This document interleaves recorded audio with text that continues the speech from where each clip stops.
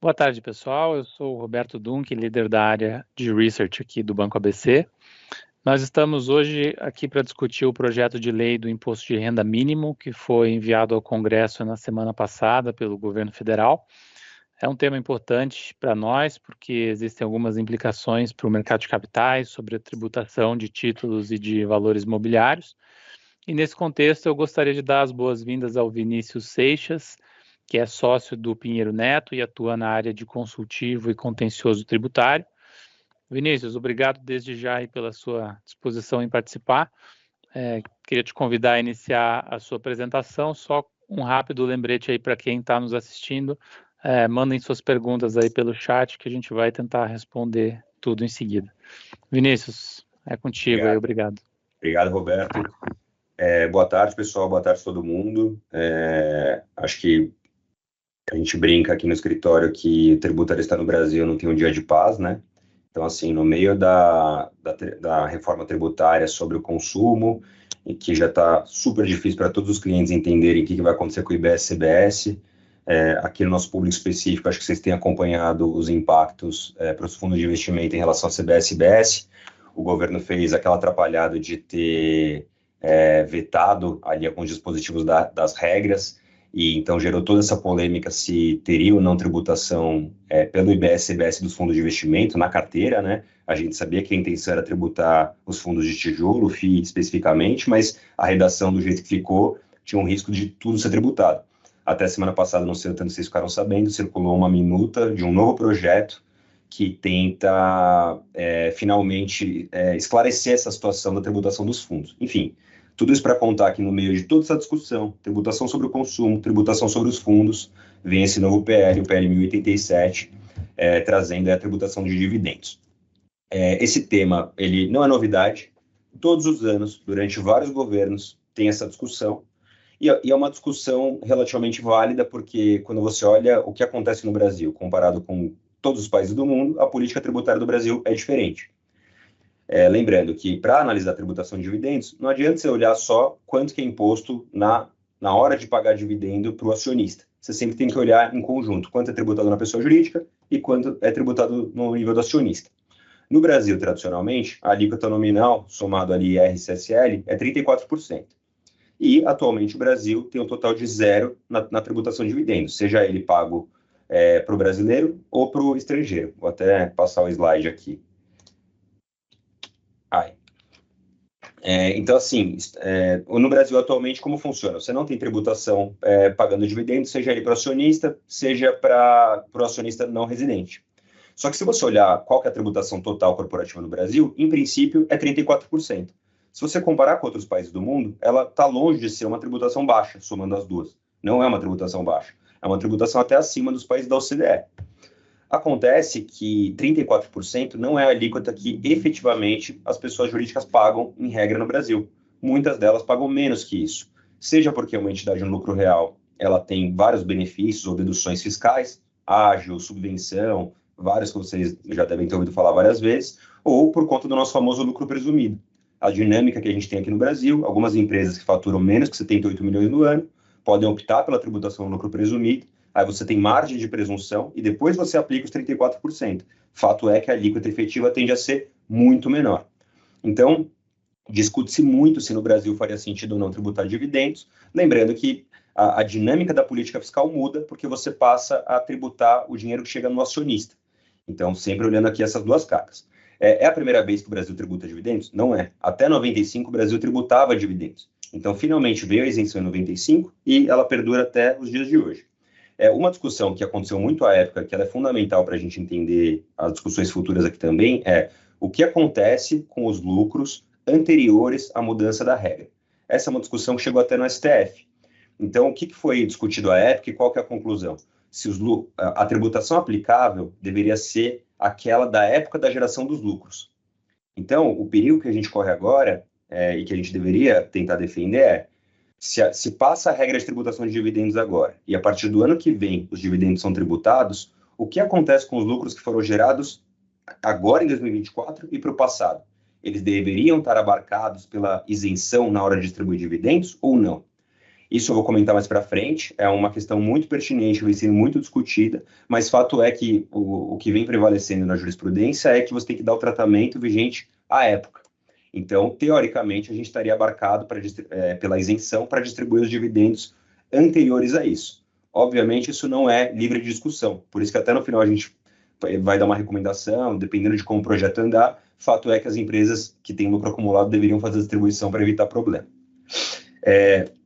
Especificamente a dinâmica que foi adotada agora pelo projeto de lei para tributar dividendos, isso é o que tem deixado todo mundo de cabelo em pé e tem dado muitas polêmicas, porque, diferente dos outros projetos, a dinâmica da tributação dos dividendos que veio agora, depois eu vou tentar mostrar um exemplo numérico aqui para ficar mais fácil a discussão, ela é completamente diferente do que, em regra, existe nos outros países, ou a própria dinâmica que estava nos projetos de lei anteriores, o projeto de lei ali do governo Bolsonaro, ou outras tentativas de tributação de dividendo.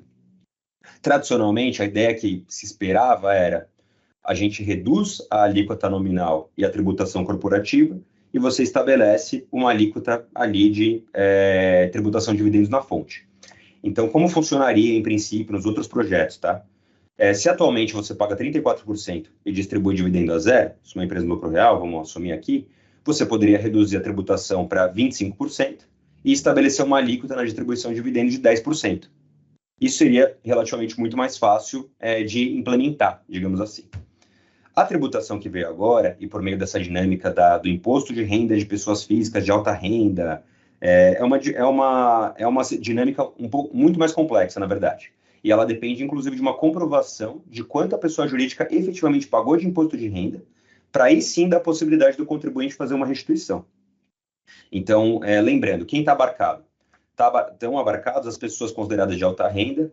Então, se você tiver mais de R$600 mil no ano de rendimento, você está dentro desse conceito aqui do IRPFE, tá? Se você tiver entre 600 e 1.200.000, você vai ter algumas alíquotas ali progressivas, que tem uma continha de qual alíquota você vai aplicar, e acima de 1.200.000 você aplica 10%. Lembrando, isso não é progressivo, então não é que, vou aplicar alíquotas menores no que eu tiver de 600 a 1.200 e a alíquota de 10% cheia no que passar 1.200. Não é isso. Se ultrapassou 1.200, é 10% já sobre tudo que você tiver de distribuição de dividendo. E qual que foi, aí como que você faz? Como você calcula? A base de cálculo ela tem algumas deduções, então nem tudo entra na base de cálculo quando você apurar quais são seus rendimentos. Foram excluídos os ganhos de capital da base de cálculo, exceto aqueles ganhos líquidos em mercado de capitais.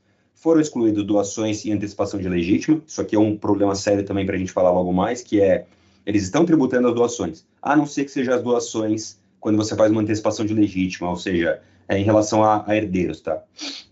Foram excluídos rendimentos de poupança, indenizações e principalmente o ponto aqui que importa muito para a gente, que é rendimentos de títulos e valores imobiliários isentos ou sujeitos à alíquota zero do imposto de renda, exceto os rendimentos de ações e demais participações societárias. O que isso quer dizer? Que determinados investimentos que usufruem atualmente de alíquota zero, CRI, LCI, fundo imobiliário que tem uma carteira pulverizada de mais de 5 cotistas, observando os requisitos da lei, esses rendimentos, em princípio, eles estão excluídos do cálculo do imposto de renda da pessoa física de alta renda. Então, isso eu vou mostrar no cálculo, isso conta ali na hora de fazer a conta, né? Tá redundante, mas é assim. Mas, no final do dia, isso não deveria impactar a sua alíquota efetiva do imposto que você vai pagar. Por quê? Porque, no final do dia, o que a intenção do governo e a intenção dessa política fiscal é tributar especificamente os dividendos daquelas entidades que estão subtributadas, ou seja, que tributam menos de 34%.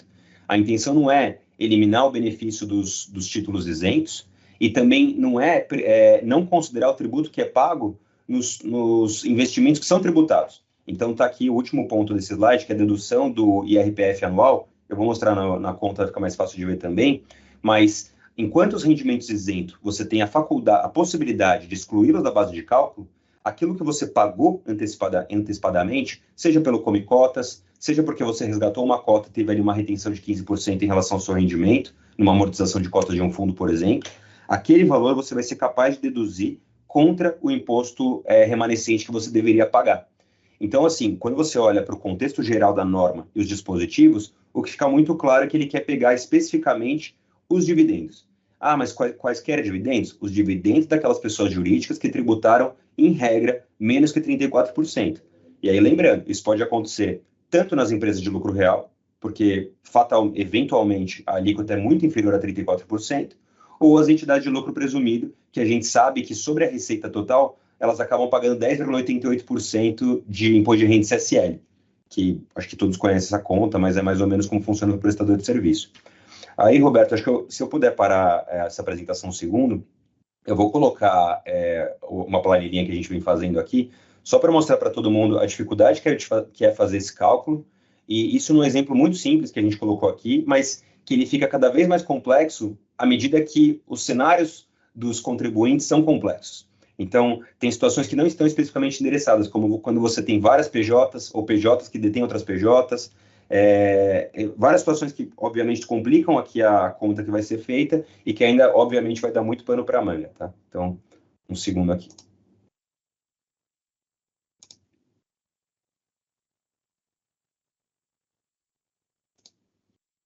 Ah, Vinícius, mas só para reforçar um ponto, assim, uma coisa que você está falando para a gente que acho que é um ponto muito importante é que o governo está, assim, quem está na mira, digamos assim, dessa lei é essa empresa de lucro presumido hoje que distribui dividendo e quando você vai ver, paga uma alíquota efetiva muito baixa e muito inferior aos 34%, né? Acho que esse é a grande vítima, o alvo do governo ainda. E isso, Roberto, ou mesmo essas no lucro real, que a alíquota efetiva é muito baixa e é muito comum. Então, se a gente pegar as empresas brasileiras listadas aqui na Bolsa, várias delas têm uma alíquota efetiva muito baixa. E não por qualquer coisa ilegal, mas por faculdades que existem na legislação. Então, por exemplo, você tem uma companhia listada na B3. Ela fez uma aquisição de outra empresa e ela pagou um valor muito superior ao PL daquela empresa. Em geral, aquilo gera um ágio, ela faz uma incorporação e ela consegue usar esse ágio para fins fiscais, de maneira muito simplificada. Naturalmente, a alíquota efetiva dela tende a ser muito baixa. Muito baixa. Então, essa empresa, invariavelmente, ela vai ficar sujeita a essa tributação dos dividendos também. Agora, uma empresa que já paga os 34%, a gente vai demonstrar aqui, em regra, ela não teria nada a pagar a título de tributação de dividendos. Aí, acho que, só reforçando um ponto também, a dinâmica que foi estabelecida aqui na regra é uma dinâmica um tanto quanto ingrata para o contribuinte, porque ela estabelece que o governo vai fazer uma retenção. Então, assim, você recebeu dividendo e você está acima do threshold, né, assumindo ali os 50 mil por mês, dentro do threshold total, você vai sofrer retenção. Aí, aqui, simplificadamente, você vai sofrer retenção de 10%. Depois, no ano seguinte, você vai ser capaz de demonstrar que aquela retenção, você acabou pagando mais imposto do que você deveria. Portanto, você faria jus a uma restituição. Só que o fato é que, nesse ínterim, o governo está lá com o seu dinheiro rodando, que é um pouco essa dinâmica que a gente tem na pessoa física hoje em dia, que você tem, eventualmente, a restituição, quando você apresenta a sua declaração de ajuste anual. Então, eles mantiveram um pouco essa dinâmica, que para o país, para a nação, pode ser interessante, porque ela está gerando seu dinheiro, mas para o contribuinte, para o empresariado, tende a não fazer tanto sentido, obviamente, né? Então, aqui no exemplo, que talvez fique mais fácil para todo mundo enxergar, é um exemplo muito simples que a gente tentou colocar só para entender mais ou menos o que poderia acontecer com esse acionista aqui. Então, imagina que o acionista, ele tem ali a empresa dele, nesse primeiro exemplo aqui, muito simplificadamente, é uma empresa no lucro presumido, e essa empresa no lucro presumido, ela tem uma receita anual de uns 3 milhões e 510, um prestador de serviço, uma pequena gestora, tá? Um prestador de serviço. Uma receita anual de 3 milhões e 510, que a gente sabe que depois da tributação no lucro presumido, ela é capaz de distribuir para o acionista dela 3 milhões de dividendo, tá? Então, ela vai distribuir nesse ano 3 milhões de dividendo, só que naquele ano, esse mesmo acionista, ele também recebeu 1 milhão de rendimento de um CRA, e aqui eu estou usando o exemplo de um CRA só porque eu queria um rendimento isento, mas poderia ser cota de um fundo imobiliário, poderia ser uma LCI, é só a gente pensar no rendimento isento, tá? Para ficar dentro aqui da configuração.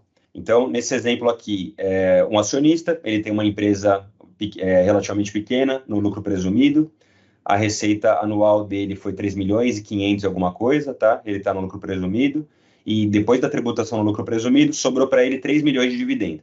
Então, ele conseguiu distribuir 3 milhões de dividendo para ele. Ao mesmo tempo, ele tinha um investimento num CRA, aí, de novo, poderia ser qualquer título isento aqui, estou usando o CRA a título de exemplo, e ele teve naquele ano 1 milhão de rendimento do CRA. E eu queria também um rendimento tributável, para o exemplo ficar completo, e ele ficou aqui com um CDBzinho, no que rendeu para ele 2 milhões naquele ano, tá? Sabendo que teve uma tributação de 15%, porque eu estou assumindo que ele detém aquele investimento há mais de 2 anos, só para simplificar a tributação. Como vocês podem ver, a renda total no ano que ele teve foi de 6 milhões. 6 milhões, então ele está dentro aqui do threshold, é considerado alta renda. Qual que é a dinâmica que vai acontecer com ele? Especificamente em relação aos dividendos, todo mês, vamos assumir que ele distribua, sei lá, 250 mil todo mês, para dar os 3 milhões anuais. Todo mês vai ter uma retenção de 10% em relação aos dividendos. Então, ele já vai deixar na mesa 300 mil que foram retidos antecipadamente deles, a título desse imposto de renda da pessoa física sobre os dividendos, o antecipado. Só que, ato subsequente, a maneira pela qual a legislação é escrita, ele vai conseguir calcular a base de cálculo do imposto de renda da pessoa física, o IRPF-M, para entender se ele faz jus a algum tipo de restituição em relação àquilo que foi pago, ou se ele deveria ter alguma complementação. Aí, como eu estava comentando anteriormente, ao analisar a base de cálculo dele, que inicialmente eram 6 milhões, ele tem a possibilidade de fazer algumas exclusões da base de cálculo. Quais são as exclusões? Os ganhos de capital, exceto aqueles de bolsa, né? Então, ganho na venda de bolsa. As doações que não sejam... Ele pode excluir as doações a título de herança, ele pode excluir os rendimentos de conta de poupança e ele pode também excluir os rendimentos isentos imobiliários, de valores imobiliários, perdão, como, obviamente, a gente deveria entender aqui abarcado as cotas de um fundo de investimento, um fundo imobiliário, por exemplo. Então, aqui no nosso entendimento, o CRA deveria estar excluído da base de cálculo. Então, inicialmente, ele tinha 6 milhões, ele excluiu o CRA e ele descobre que a base de cálculo final dele são 5 milhões, tá? Ato subsequente, a gente tem que calcular a alíquota do IRPF-M. Mas antes de calcular a alíquota, que em geral aqui vai ser 10%, porque a gente sabe que ele está acima do threshold de 1 milhão e 200, tá? Para o threshold, você usa todos os tipos de rendimento. Então, tem 10% total. Ele vai aplicar o redutor do dividendo. O que é o redutor do dividendo? É você tentar entender qual foi a tributação no nível da pessoa jurídica, tá? Que eventualmente faz com que você já tenha pago tributo suficiente para conseguir restituir até tudo que você pagou de dividendo. Então, no exemplo, aqui é uma empresa no lucro presumido, mas se a gente assumir, depois a gente pode mostrar outro, mas se a gente assumir uma empresa no lucro real, que o cara efetivamente pagou 34%, em princípio ele vai descobrir que ele pode restituir tudo dos dividendos que foram retidos. Afinal, já alcançou ali os 34%. Nesse meu exemplo aqui, o que a gente vai descobrir? Como que você calcula o redutor do dividendo? Ele nada mais é que a soma de duas alíquotas. A alíquota efetiva da pessoa jurídica e a alíquota efetiva do imposto de renda da pessoa física total, tá? Ou seja, considerando quanto que ela pagou de imposto de renda em relação aos dividendos que foram distribuídos para ela. A alíquota efetiva da pessoa jurídica, ela é relativamente simples de calcular. Simples para quem faz a contabilidade, tá? Porque, como vocês vão ver, várias empresas no presumido sequer têm esse nível de sofisticação. Mas o que é? É você pegar o seu lucro contábil e descobrir quanto de imposto de renda e CSL você pagou sobre o seu lucro contábil. Lembrando, pessoa jurídica no presumido, em regra, como um prestador de serviço, uma gestora, ela tem uma presunção de 32%, porque é uma prestadora de serviço. Sobre os 32%, você vai aplicar os 34%, que é CSL e PIS/COFINS. 34 vezes 32 dá 10,88%. Então, normalmente, a empresa no presumido paga de IR e CSL 10,88%. Soma-se a isso o PIS e COFINS de 3,65%. Por isso que, geralmente, a pessoa no presumido paga 14,65 mais um ISSzinho. Padrão no mercado isso, tá? Aqui, PIS/COFINS não importa, não entra na conta do cálculo efetivo. Entra só quando você pagou de IR e CSL. Nesse nosso exemplo, a gente tem um lucro antes do IR de 3.381 e você pagou de IR e CSL 381. Portanto, você descobre que a sua alíquota efetiva foi de 11,29%, tá? E agora você tem que somar a alíquota efetiva do IRPF-M. Como que você calcula ela? Relativamente simples também. Você vai pegar quanto de acréscimo você teve do imposto naquele cálculo inicial. Lembrando, eu reteve, né? Foi pago aqui 300 mil todo ano.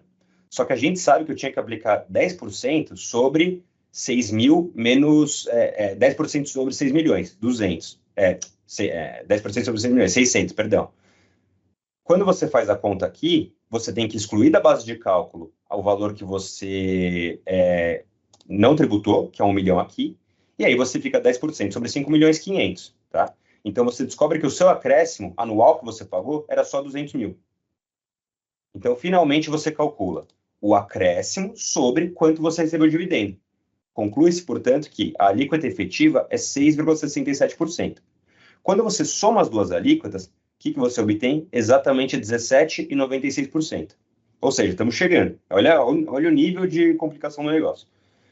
Deu 17,96%. Só que você tem que subtrair isso da base de cálculo da alíquota nominal, que é 34%. Quanto que você deu de diferença? Menos 16,04%. O redutor aqui é menos 481.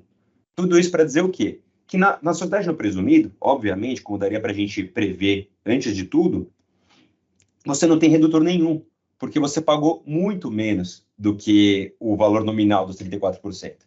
Tá? Então, aí finalmente, como que a gente chega na alíquota? Aplica 10% sobre a base de cálculo, que é 5 milhões, o imposto de renda antes das deduções, 500 mil, aí você subtrai o IRF sobre rendimentos. O que é isso aqui? Quanto efetivamente já foi retido dele? Lembrando, né, ele tinha 3 milhões de dividendo, só que foi retido ao longo do ano 10% já. Então, você vai, obviamente, retirar o que já foi retido. Aí você tem 200 mil, que é efetivamente o que foi devido, você retém, você descobre que você tem a restituir 100 mil, tá? Então, esse cara aqui, ele vai restituir 100 mil. Então, quanto que ele acabou pagando no final do dia? 200 mil. Ou seja... Vinícius, só para clarificar, o ponto ali acima, você poderia ter uma empresa que, por exemplo, ela já pagou 34% de alíquota efetiva, e aí esse sócio, ele ainda teve uma tributação de dividendo de 10%, então significaria, o cara está pagando 44% sobre o lucro. É só nesse caso que você teria uma redução, que aí, enfim, você receberia de volta esse valor. Sim, o redutor, nesse caso, faria com que fosse tão grande o redutor que ele conseguiria restituir mais que 100% do que ele pagou de retenção, entendeu? Então, por exemplo, aqui no Piero Neto, se a alíquota efetiva do Piero Neto é 34%, porque a gente é lucro real, eventualmente o sócio vai ser capaz de restituir 100% do que foi retido dele, entendeu? Aqui nesse exemplo que está no presumido... Né? Um tempão depois, aí você vai conseguir um cashback ali equivalente ao imposto de 10%. Exatamente. Nesse exemplo aqui, qual que é a conclusão? Que além de ter os 300 retido ao longo do ano, ele teve mais 200 a pagar desse novo imposto. Então, totalizou uma alíquota total de 500 mil para esse cara. Ou seja, tudo isso para demonstrar que, se você está no lucro presumido, especificamente nesse exemplo, ao usar a dinâmica deles aqui, você sim, efetivamente, vai ter um imposto a pagar, a despeito de ter tido essa pequena restituição. E afinal, por que eu tenho essa restituição aqui? Muito simples, porque parte do meu rendimento foi tributado, que é o CDB, foi tributado a 15%. Então aí eu posso até mandar a planilha para vocês também, imagino que vocês tenham feito planilhas parecidas, mas o ponto é o seguinte, se eu aumento o meu rendimento tributável, eu aumento o valor que eu tenho a restituir, por óbvio. Se eu aumento o valor de um rendimento isento, não muda nada, afinal ele é excluído da base de cálculo. Então, até o pitch que a gente vai ter quando a gente for anunciar produtos que são oferecidos à tributação, tipo cota de um fundo de multimercado, a gente vai poder acrescentar, olha, saiba que o valor que você vai tributar, eventualmente você recupera um pedaço dele. Tá aqui a demonstração, entendeu? Então, isso acho que é uma coisa interessante para a gente ter na cabeça. Enfim, vejam que esse exemplo é uma tentativa de um exemplo muito simples, que é um CDB, um CRA e dividendo. A situação fica muito mais complexa quando, por exemplo, você tem duas PJs, ou quando você tem uma PJ e uma outra PJ que você não controla necessariamente, que você é só uma coligada. Então, supondo que você tenha 15% de uma outra pessoa jurídica. Indiretamente, você pode receber 15% de dividendos dela. Só que no Brasil, você não consolida para fins fiscais. E a lei não endereça como você faz isso. Então, assim, eu tenho um cálculo aqui de duas PJs que a gente fez, que ficou muito mais complexo. Fiquei, sei lá, um tempão para fazer isso aqui para finalmente dar o resultado. Sendo que teria uma política fiscal muito mais simples, que é reduzir a alíquota corporativa e minimamente estabelecer uma alíquota de dividendos. Daria para chegar em resultados parecidos. Só que uma impressão nossa, sim, uma das possibilidades é que essa dinâmica que eles criaram aqui, ela permite justamente isso que a gente estava comentando agora com o Roberto, que o governo apreenda os seus recursos durante um período e devolva no final do ano. E mais que isso, devolver sob uma condição muito, muito difícil, que é comprovar quanto a pessoa jurídica pagou de alíquota efetiva na empresa. Nesse exemplo aqui, ficou muito óbvio, porque era uma empresa que fatura 3 milhões e 500 mil, mais ou menos, presumido, era muito fácil calcular a alíquota efetiva dela. Mas e uma empresa no lucro real? para você calcular a alíquota efetiva dela, o acionista pegar a informação. Então, assim, tende a ser muito mais trabalhoso. Todo mundo vai ter esse trabalho para conseguir essa comprovação. E acho que mais que isso, né? Uma coisa que a gente pode pensar, que é relativamente simples, olha, para essa empresa que eu controlo, eu consigo saber exatamente o lucro contábil dela, eu divido quanto eu paguei de imposto de renda, vai ser simples. Agora, e quando você tem uma participação menor na empresa, quando você não é o controlador, ou pior, a situação do não residente? Imagina um investidor estrangeiro tendo que buscar informação na sua investida aqui no Brasil, quando eventualmente ele tem uma participação minoritária, para conseguir comprovar o crédito que ele faria jus. E uma coisa que eu vou comentar aqui na continuação da apresentação, é que para o investidor gringo, para o estrangeiro, ele não fala o que fazer com crédito. A lei não fala. Ela fala que o gringo terá a possibilidade de apurar um crédito e não fala o que fazer com crédito. Pra vocês verem o tamanho da dinâmica aqui da confusão. Aí, só voltando aqui para a apresentação... Ô Vinícius, deixa eu só te pegar um gancho aqui para passar por algumas perguntas para a gente não perder a oportunidade. Mas assim, FII, né, de infraestrutura, imobiliário, FIINFRA, FIAGRO e afins, esses todos entram naquele conceito de títulos e valores mobiliários lá e você pode excluir ali da mesma forma como você fez com o CRA, né? Exatamente, você exclui da base de cálculo. Então, em princípio, ele não deveria impactar quanto você vai pagar de imposto de renda de RPF-M. Tá. Teve uma outra pergunta aqui no exemplo dado, no qual o acionista recebe 250 mil por mês de dividendos. Como é calculada a alíquota de retenção de dividendos no primeiro mês do ano? Nesse caso, ele já está acima... entendi. A pergunta existe a possibilidade dele cair nos thresholds inferiores, que divide... Porque tem uma regrinha aqui, que é para você entender quanto que é a alíquota quando você tem de 600 a 1.200. Só que lembrando, isso é anual. Então, em princípio, o cara que recebe 250 mil no mês já está sujeito aos 10%. Tá bom. Não ficou muito claro o impacto em ser um minoritário no exemplo dado. O impacto do minoritário é mais pelo acesso à informação ou... eu acho que a dificuldade do minoritário é a seguinte. Lembrando, vamos assumir que eu agora tenho 10% em uma empresa. E todo mês eu recebo 10% dos dividendos que são distribuídos ali. Vamos assumir uma distribuição desproporcional. Ao receber os 10%, vamos assumir que o valor esteja acima ali do threshold, né? Eu vou ter uma retenção. Eu tive a minha retenção. Se eu tive minha retenção, obviamente, eu preciso preencher a minha declaração de imposto de renda de uma maneira que eu vá entender se eu faço jus ou não a uma restituição no ano subsequente. Para fazer a conta de quanto eu vou restituir, invariavelmente, como vocês viram ali no exemplo no Excel, eu tenho que saber a alíquota efetiva da pessoa jurídica. Como que o minoritário consegue descobrir a alíquota efetiva da pessoa jurídica? Tem meios, obviamente, mas exige essa comunicação, exige esse trabalho do minoritário ir atrás da informação com a pessoa jurídica, que eventualmente ele é só um investidor oculto, sem nenhuma participação, para entender quanto foi pago. Então, é claramente uma dinâmica muito complexa aqui. Mas é para aquela parte da conta que você mostrou lá que a alíquota efetiva dele estava muito abaixo dos 34%. E daí, no caso ali que você mostrou, ele não teria nenhum benefício ali de não teria pegar redutor. O cashback do imposto. Exato, no ano seguinte. Exatamente. Legal. Só que nesse exemplo, né, Roberto, era esse exemplo simples do presumido. Mas, eventualmente, numa empresa no lucro real, que a alíquota efetiva dela está ali 33%, 32%, aí o redutor vai ser muito relevante. E ele precisa saber qual que vai ser o redutor que ele vai aplicar na conta dele, entendeu? Tá bom. Aí, pessoal, bom, aqui é um exemplo ainda mais simplificado, mas acho que a gente já foi no mais complexo. Só repisando um pouco o que eu comentei em relação ao não residente. Para o não residente, você, a priori, faz a retenção de 10%, então você necessariamente faz, é o que está aqui no artigo 2º, e acho que o ponto interessante você não residente tem direito a um crédito, está escrito na lei. Só que a lei simplesmente, nem a exposição de motivos, fala o que fazer com esse crédito. Então não tem uma explicação. Então, eu que sou um gringo e tenho um crédito agora, o que eu faço com isso? Eu vou usar na minha próxima distribuição e consigo abater o crédito contra o imposto que seria devido no futuro? Então, assim, isso está uma zona cinzenta ainda. Outra coisa que eu botei aqui no final é que o projeto de lei não restringe essa incidência a lucros gerados a partir de 1/1/26. Assim, em tese, lucros gerados até 31/12/25, se distribuídos a partir de 1/1/26, passarão a estar sujeitos ao IRF alíquota de 10%. Então, é justamente aqui a nossa recomendação de tentar vamos acompanhando, obviamente, se o projeto passa ou não, a gente comenta sobre isso logo mais, mas é fundamental ter em mente que distribuir tudo, raspar o tacho, como a gente fala, pode ser uma alternativa interessante para evitar discussões. Bom, aqui é um pouquinho disso que eu comentei, de como fazer o crédito.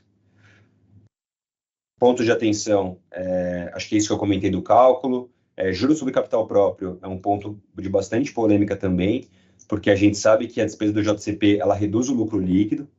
Então, toda vez que você fizer a conta, imagina que você tem um JCP reduzindo o seu lucro líquido e ele vai ser distribuído e tem essa discussão, ele vai ser tratado como JCP ou como dividendo. Obviamente, na nossa cabeça, não deveria ser tratado como dividendo, só que você já tomou essa despesa antecipadamente e isso, obviamente, vai impactar o seu redutor. Então, isso aqui é um ponto polêmico também para as empresas que pagam JCP.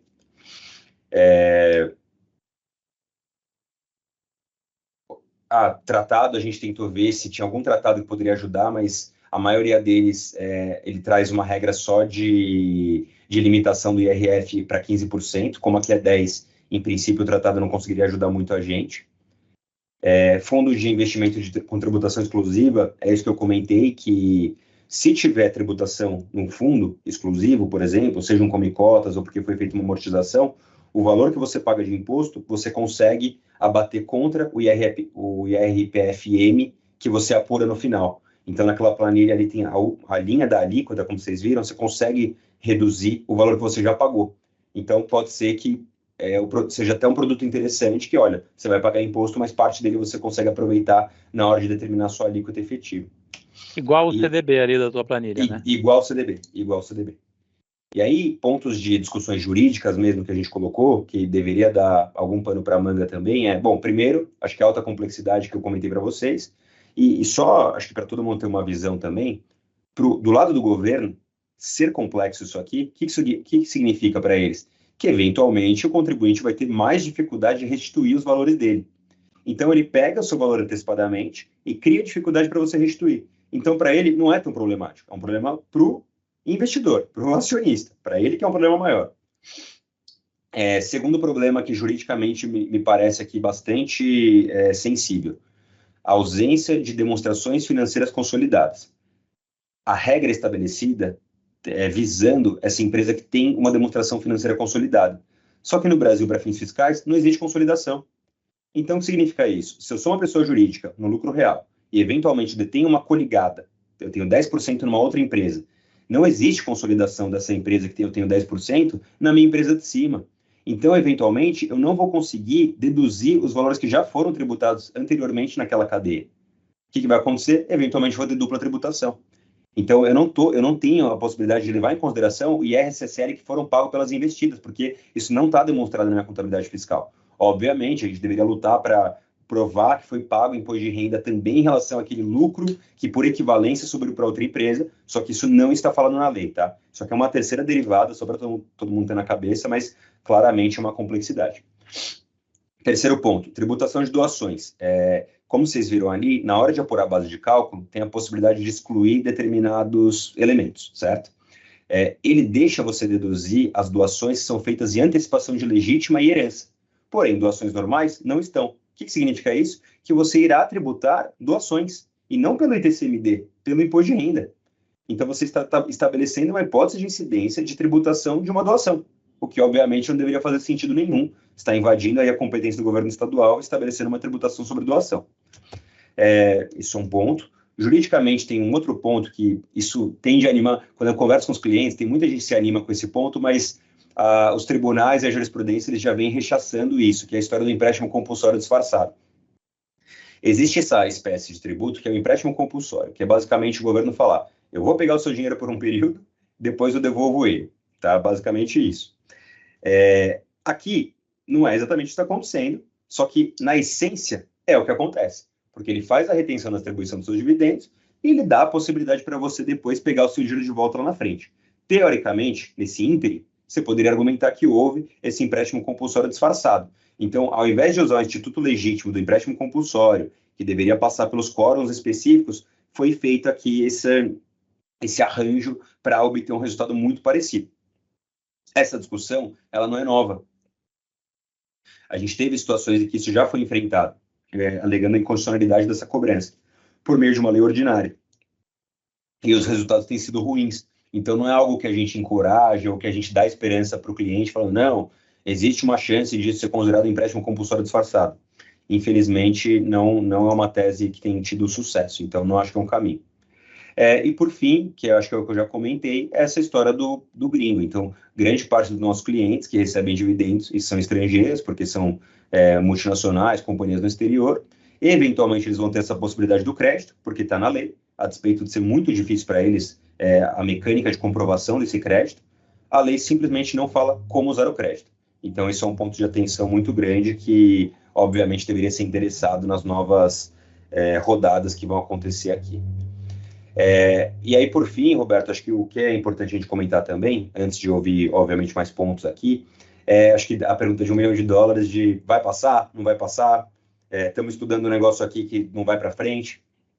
Acho que, contextualizando um pouco, nível Brasil, nível internacional, OCDE, o que vem acontecendo no país, a gente tem que olhar isso aqui como um todo. Não dá para fazer uma análise isolada de estamos tentando tributar alta renda no Brasil. Que, inclusive, alta renda, né, como vocês puderam ver, R$600 mil no ano é alta renda. Então, veja a disparidade que o Brasil vive, né? Um caminhoneiro nos Estados Unidos ganha $100 mil, dependendo aí do que ele faz. Mas o que acontece? Foi feito um agrado muito grande para as rendas menores, né? Principalmente a classe média, que no Brasil é considerado classe média. Então, veja que o pessoal que recebe até R$5 mil tem essa isenção total do imposto de renda, que é uma medida muito bem-vinda, que todo mundo olha com bons olhos, porque traz um pouco de justiça social, mas mais que isso, traz uma correção natural da tabela de imposto de renda, porque a tabela de imposto de renda que a gente tem, ela não é corrigida há anos. Então, teoricamente, isso enseja ali uma correção da tabela. Isso é uma medida que, nesse país que você vive, você tributar 0,27,5 esse rendimento, tende a ser uma coisa um pouco complexa. A perda de receita, naturalmente, deveria ser compensada de alguma maneira. O governo tem algumas maneiras de compensar essa perda de receita. Então, assim, o que todo mundo objetiva e essa necessidade que todo mundo vê o tempo todo, que é a redução do custo administrativo, do custo do Estado, né? Os super salários, toda essa questão que a gente está cansado de ver, que o governo parece não mexer muito nesse lado dos gastos em si. E a outra maneira é compensando isso com arrecadação. A arrecadação, finalmente aqui, ela vem materializada na figura da tributação dos dividendos, que tem esse apelo popular também, porque, como vocês viram, no final do dia, impacta 330, 340 mil pessoas no Brasil. Então, quando você pensa em Brasil como um todo, é um contingente muito pequeno. Então, tem esse apelo relativamente grande. Por outro lado, além disso, né, paralelamente a isso, tem também o fato do Brasil se colocar de maneira relativamente isolada em relação aos outros países, em relação à não tributação dos dividendos. Quando você olha para outros países, em geral, tem tributação dos dividendos. Não tem na Estônia, por exemplo, e algum outro país que não tem é quando eles têm isenções específicas. Por exemplo, no Luxemburgo, você cumpre com alguns requisitos, aí tem um negócio que eles chamam de Participation Exemption, que lá você consegue ter uma isenção de dividendos. Então, são situações muito isoladas. Em regra, qualquer país tributa dividendo. Só que, de novo, não adianta a gente fazer essa análise isolada. Falar assim, veja só, o Brasil não tributa dividendo. Calma, tem que ter parcimônia na análise. O Brasil não tributa dividendo, mas tem uma tributação corporativa nominal muito elevada, 34%. Então, a política foi 34 e 0. Tá? Estados Unidos tem uma política de 21 na corporativa e, eventualmente, 15 na distribuição de dividendo. Então, você sempre tem que analisar as duas camadas. Um método que poderia ter escolhido aqui, como eu abri falando, seria reduzir a corporativa e estabelecer a tributação sobre os dividendos. O governo não fez isso. Optou por esse caminho aqui, relativamente mais tortuoso, mas que permite com que ele fique com esses recursos, pelo menos aí no prazo de um ano. Então, talvez aí seja também um ganho que eles enxergaram e que, para o governo, é algo que eles entendem como interessante. Em termos do empresariado, em termos do investidor, não parece que é a coisa mais interessante do mundo. Por quê? Porque a gente está lidando com uma situação que vai trazer muita complexidade. E acho que todo mundo aqui concorda que o sistema tributário brasileiro já é muito complexo. Então, está tendo aqui a reforma tributária sobre o consumo, que teoricamente vai facilitar as coisas, mas fato é que a dinâmica aqui é extremamente complexa. E aí, mais especificamente, o foco que parece ter sido atribuído ao governo, especificamente no que está acontecendo aqui, também não é revogar as benesses que são concedidas aos investidores nos títulos de renda fixa, ou as vantagens que você tem quando você tem um fundo imobiliário que é ofertado no mercado, cujas cotas são ofertadas para investidores pulverizados. O foco não foi exatamente esse. O foco é especificamente aquelas empresas que tributam uma alíquota nominal efetiva, muito menor do que a alíquota nominal de 34%. Por exemplo, empresas no lucro presumido, por exemplo, empresas no lucro real que possuem muitas despesas dedutíveis. Esse é o foco desse projeto de lei.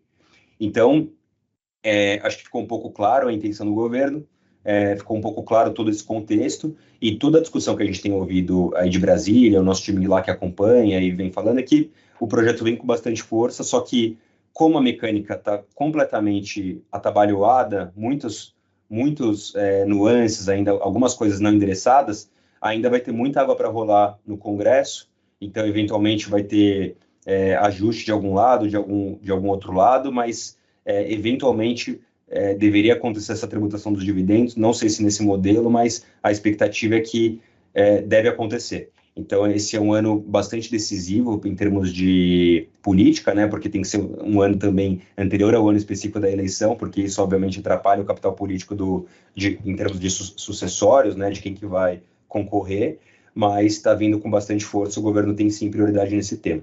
Então, vou parar um minutinho aqui só para ouvir as perguntas, Roberto.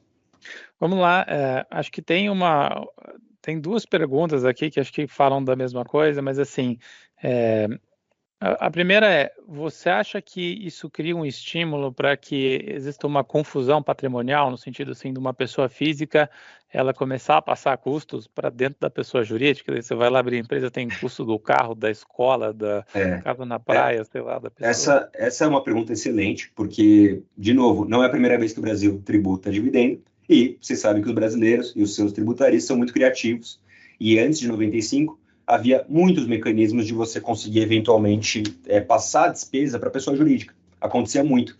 E o curioso é que nos outros projetos de tributação de dividendo que foram discutidos, tinham dispositivos específicos sobre sofisticando as regras de DDL.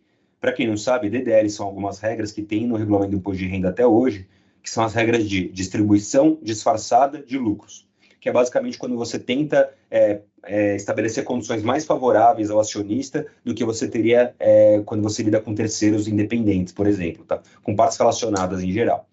E aí o que acontece? As regras de DDL que a gente tem atualmente, elas são muito vagas e de uma aplicabilidade um pouco mais difícil. Os outros projetos de tributação de dividendos, eles vinham acompanhados com regras de DDL muito mais sofisticadas, que visavam pegar algumas situações muito óbvias que a companhia consegue fazer aqui para, eventualmente, distribuir menos resultado. Esse projeto de agora não veio com essas regras. Então, do jeito que está, sim, tem muita margem para vários planejamentos que, eventualmente, vão fazer com que a empresa distribua menos resultado, porque parte do resultado foi consumido no nível da própria pessoa jurídica. Lembrando, há óbvias limitações em relação ao que você poderia gastar no nível da pessoa jurídica. Então, se você tem uma despesa como a escola do filho do acionista, invariavelmente isso pode ser lido como uma fraude, como uma confusão patrimonial. Mas tem despesas que eventualmente são muito mais tênues a linha daquela despesa. Então, por exemplo, se você tem uma despesa de uma assinatura de carros, por exemplo, feita pelos acionistas, e todas essas despesas estão no nível da companhia. O carro é o veículo que é utilizado pelo acionista para frequentar a diretoria da empresa, tomada de decisão. Porém, o carro também é usado para fins pessoais.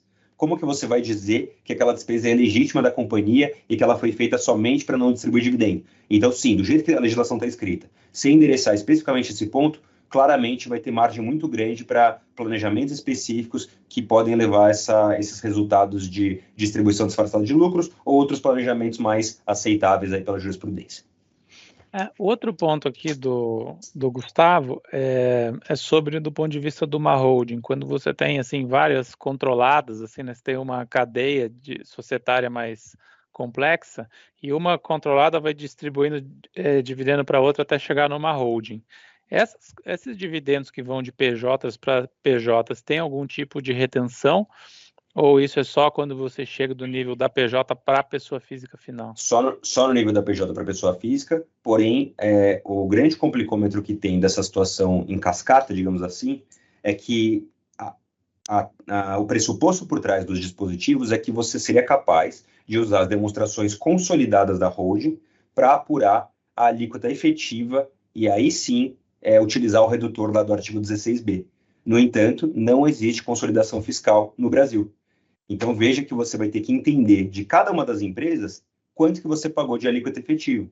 E, eventualmente, as empresas que não são controladas, você vai ter essa dificuldade, inclusive, da ausência de equivalência patrimonial, porque você vai ter o pagamento do dividendo, mas você não vai ter equivalência. Então, assim, resposta, não tem retenções entre elas, porém, é totalmente relevante o que cada uma delas faz e a alíquota efetiva de cada uma delas, porque só assim você vai conseguir obter efetivamente o valor do redutor que você vai utilizar para calcular a sua eventual restituição. Tá bom? Tem uma pergunta aqui sobre o payout de dividendos das empresas. Se você vê o impacto assim, de uma redução de payout, alguma coisa assim, talvez numa derivada, não sei. Se a empresa tende a pagar menos dividendos, você diz? É.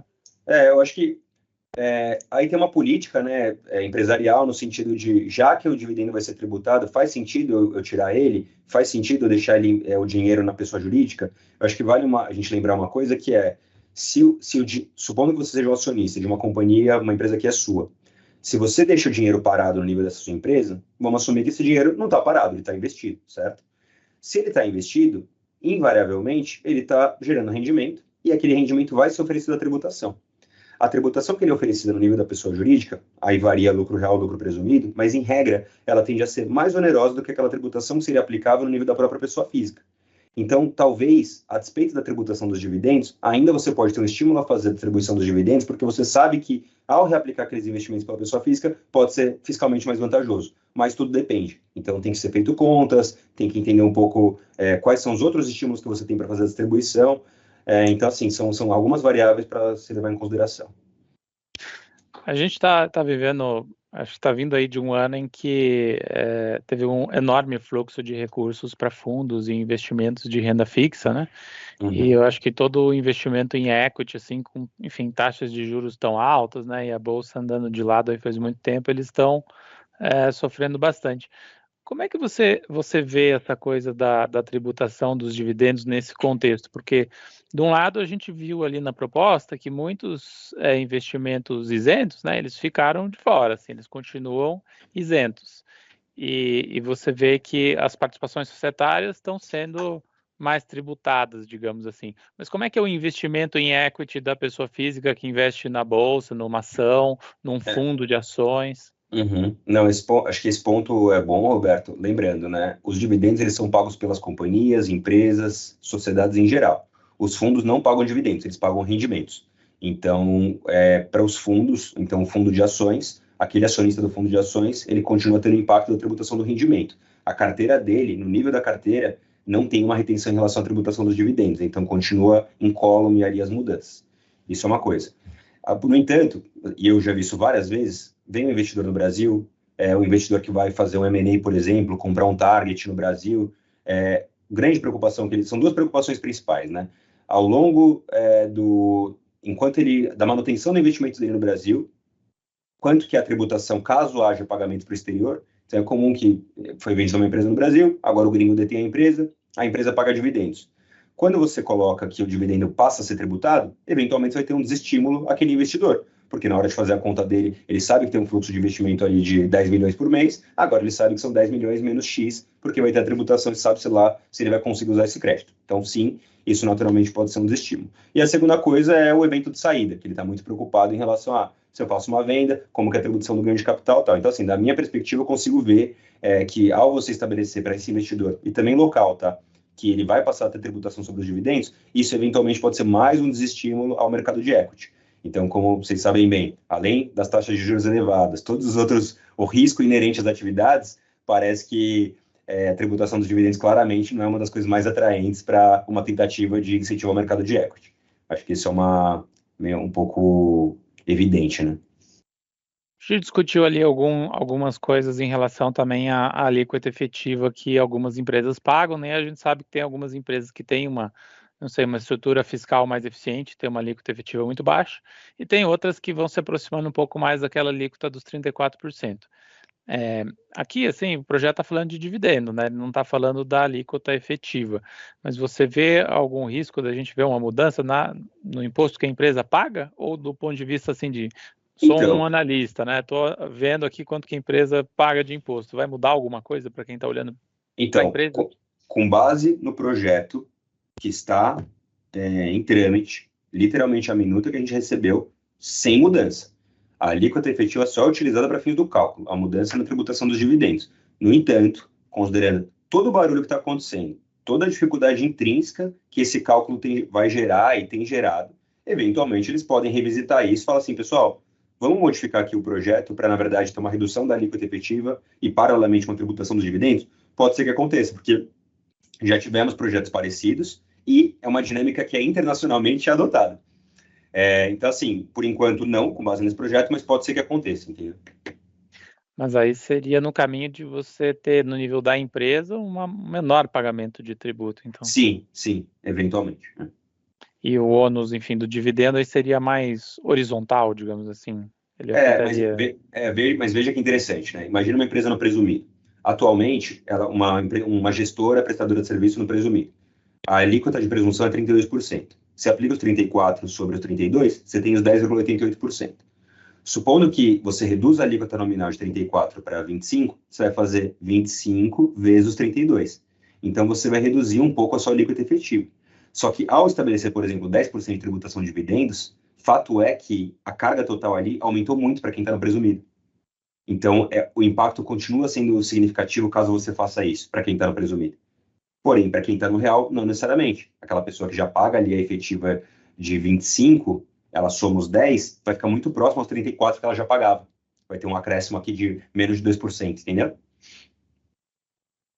Legal, é bom ponto também. Uhum. E Vinícius, acho que a gente conseguiu atender, acho que a maioria das perguntas. Mas assim, eu tenho mais uma dúvida em relação assim à viabilidade mesmo desse projeto, né? Você está mostrando ali que tem vários pontos, né, de técnicos importantes, de complexidade. Ao mesmo tempo, eu não sei assim qual que é a visão, né? Acho que a gente ainda vai aprender isso, mas a visão que o Congresso tem sobre votar isso esse ano para ser ainda válido ano que vem. Você, assim, a tua visão hoje é que isso aqui tem chance de ser completamente reformado, tem chance de passar mais ou menos como está e a gente precisa esperar para ver, ou não sei se tem algum outro É, elemento assim para nos dar uma perspectiva melhor. a nossa avaliação aqui é que passar do jeito que está parece um pouco não tanto provável, porque muitos pontos ainda nebulosos e de muita dificuldade. Passar ele reformado com alguns ajustes nos parece uma probabilidade até que grande, entendeu? É um pouco do que a gente está enxergando. E você entende assim, porque quando o governo ele anunciou isso da primeira vez, né, ele está falando assim, olha, eu vou aumentar, eu vou corrigir a tabela basicamente, né, do imposto de renda, né, não vai ser tributado aquela galera que está lá perto dos R$ 5.000, e eu vou compensar isso com uma tributação da alta renda. Só que, né, essa pessoa de alta renda que eventualmente vai ser tributada, como você falou, às vezes ela, não sei, ela vai fugir de algum jeito, ela vai inventar algum planejamento, ela vai tentar se desviar desse imposto. Você acredita que do ponto de vista de responsabilidade fiscal, o projeto para de pé, assim, no sentido de que o incentivo que está sendo dado, ele é próximo da nova arrecadação, digamos assim, que vai ser conseguida com esse projeto? Olha, é difícil falar, viu, Roberto, porque acho que até todo mundo pode dar uma olhada. Na exposição de motivos que acompanhou o PL, eles colocaram uma tabela ali que explica um pouco, de um lado, a queda da arrecadação e do outro lado, o aumento da arrecadação. Acho que até a gente pode circular para todo mundo, lá tem algumas estimativas do cálculo. Em princípio, parece ok, mas eu não tenho muita condição de validar se a arrecadação sugerida efetivamente corresponde à perda da arrecadação, sabe? Em princípio está ali, mas sempre é difícil refutar esses números. Teria que ser mais olhar as finanças aí. Legal, Vinícius. Obrigado aí pela exposição. Acho que deu para ter uma visão bem mais completa, assim, né, do que está no texto do projeto de lei. Assim, a gente vê às vezes muitos resumos, né, mas assim, colocando tudo na ponta do lápis ali, acho que deu para ter uma visibilidade melhor do que está no planejamento ali do governo. Queria te agradecer mais uma vez aí por dedicar o teu tempo aí a conversar com o pessoal. E te convidar aí, não sei se você tem mais alguma consideração final, alguma outra mensagem que ficou faltando. Não, só me coloco à disposição também. Qualquer dúvida que vocês tiverem, por favor, fiquem à vontade. Acho que estamos tentando construir, aprendendo junto aqui. Então, a gente está estudando diariamente, discutindo com vários grupos. E qualquer questão que vocês tenham também, dúvidas pertinentes ou pontos que a gente não observou, um prazer enorme compartilhar e estudar com vocês também. Então, estamos totalmente à disposição. E muito obrigado pelo convite. Legal, pessoal. Quem nos assistiu aí, uma ótima tarde também. Obrigado. Valeu, gente.